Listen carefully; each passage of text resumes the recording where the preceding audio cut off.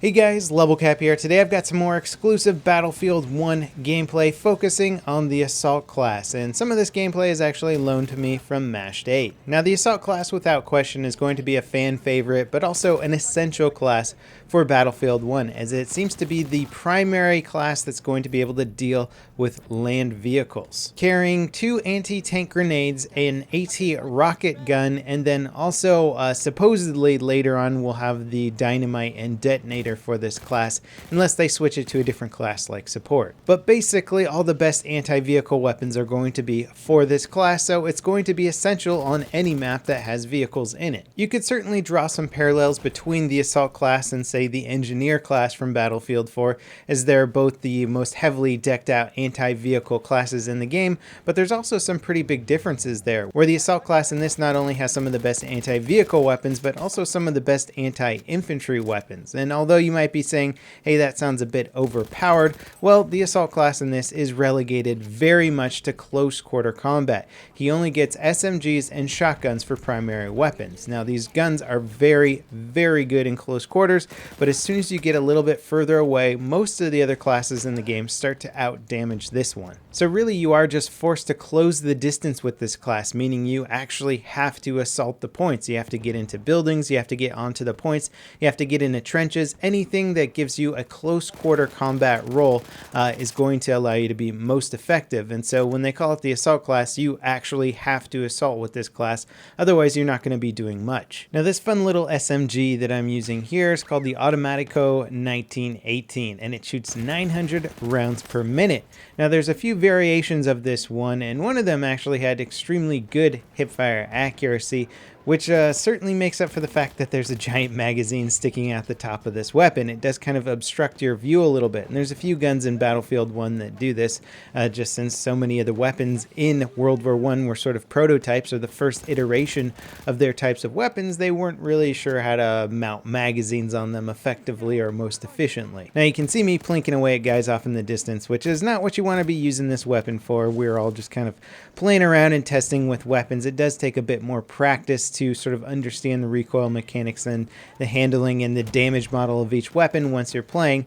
But coming back into it, I certainly wouldn't be taking some of the extremely long-range shots that I was before. Now, shooting 900 rounds per minute with a 25-round magazine means that you're going to be able to deal with 1, maybe 2 bad guys at maximum before you got to reload this gun or switch to a sidearm. Nonetheless, the damage output is so powerful that anybody you run into in close quarters, you can be guaranteed to at least kill one of them. It makes it a good weapon to have on hand when, say, assaulting a tank and throwing grenades at it. Chances are someone's going to pop out of that tank and you'll have one of the best weapons to mow them down as fast as possible. And as you can see me hip firing down a lot of people here, it does also have those sort of side mounted iron sights, which are sort of useful. I don't again have any sort of concrete weapon stats in this game, but I do know, according to at least the in-game menu stats, that this gun seems to have a pretty severe damage drop off. So at the point where you're going to need to aim down sights to get better accuracy is going to be a very, very sort of slim distance area, a very slim engagement distance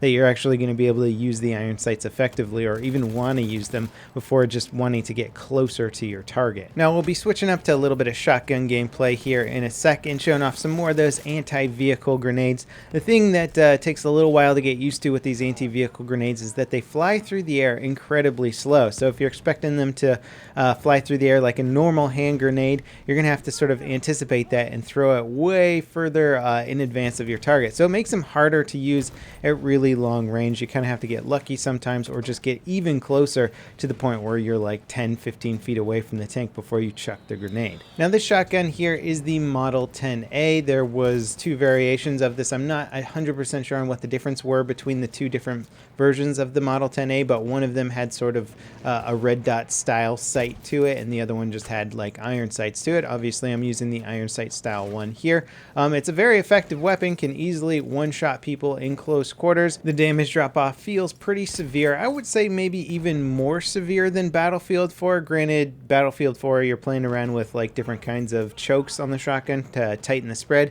increasing their ranged effectiveness. I don't know if we'll have those kind of attachments in Battlefield 1, but without the attachments anyway, it does seem like they're relegated to even a little bit closer quarters than Battlefield 4. One difference I did notice is that canceling the reload animation with the pump action shotgun seems to be a bit more difficult in Battlefield 1 than BF4, and I think this is to kind of stop you from being as aggressive while you're in the middle of reloading your shotgun. In BF4 you can kind of just run around while you're reloading and interrupt it at any time to hip fire and kill somebody, but in Battlefield 1 it seems like you can only really interrupt it maybe in between the reload animations there, so you don't want to be as aggressive. In fact, you want to try and find some good cover while you're reloading the shotgun, and I think this will be a nice little bit of game sense that you have to learn about shotguns before using them to their maximum potential, and it'll make it so that shotgun users can't just non-stop be crazy aggressive all the time. You will have a negative effect to actually reloading pump actions, and you'll have to understand how it works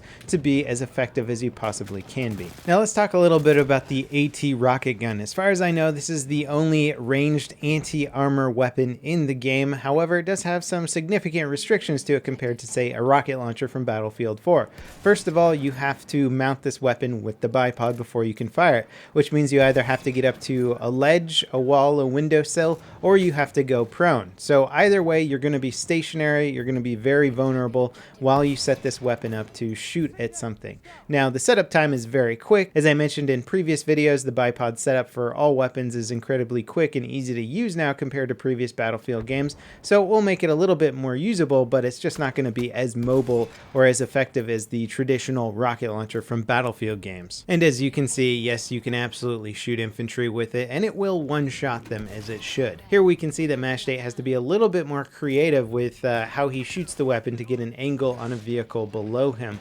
As before, we could just aim down with a rocket launcher. Now you're going to be forced to try a few other things. The last gun I want to talk about here is the cool little MP18. It's got that 32 round drum magazine, so it's fairly traditional in terms of like how it performs to a standard SMG or even assault rifle for that matter. Fully automatic. It shoots at a decent rate of fire. According to the in-game menu stats, it says 550 rounds per minute. This one I think hits a little bit harder than the Automatico, or at least its ranged effectiveness is a little bit better than the Automatico, so you can kind of push out its damage a little bit further away than you could with the one that fires a lot faster and has better hipfire accuracy. I think this gun also has decent hipfire accuracy, and in case you didn't notice, all of the weapons for the assault class also come with a bayonet, so you can do a bayonet charge with this class no problem. And in the alpha we had two different versions of this weapon, one with better hipfire accuracy and one that also came with sort of a red dot iron sight mechanic to it. So if you want to aim down sight more, you use that one. If you want to hipfire more, you use the other one, which are just sort of the normal iron sights, which is the one that Mashed 8 is running around with right now. I like this gun a lot. I think I was talking to Drunks a bit at the event. He said it was one of his favorite weapons, so it's certainly going to be a very popular gun, and I think the assault class overall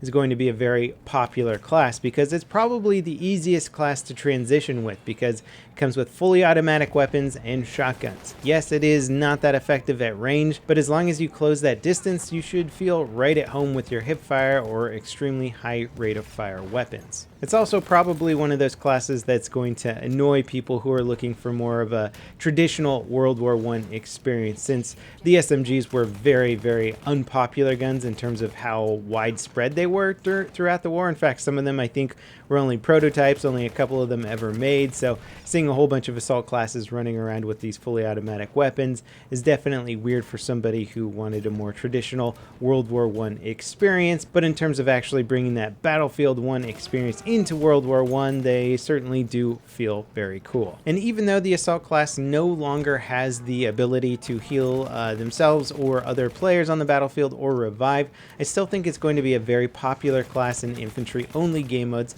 simply because of the sheer brute power of its weapons. They're the easiest to use and arguably some of the most powerful weapons in close quarter combat. So infantry only game modes that are like building intensive, trench intensive, this is going to be a very fun class, and you can still kind of mess around with the anti-tank weapons. The anti-tank grenades can kill soldiers, they just don't have as good of a blast radius on them. And the AT rocket gun can still be used to kill infantry with one shot, so that's still a fun alternative. Plus, you can use those weapons to sort of destroy walls and buildings to move around the map differently. Anyway, that wraps it up for this Battlefield 1 Assault Guide. I hope you guys enjoyed it. I'm sure a lot of things will be changing from alpha to the final release of the game. Stay tuned for some of my other class guides coming out, and I'll see you guys next time. This is Level Cap, signing off.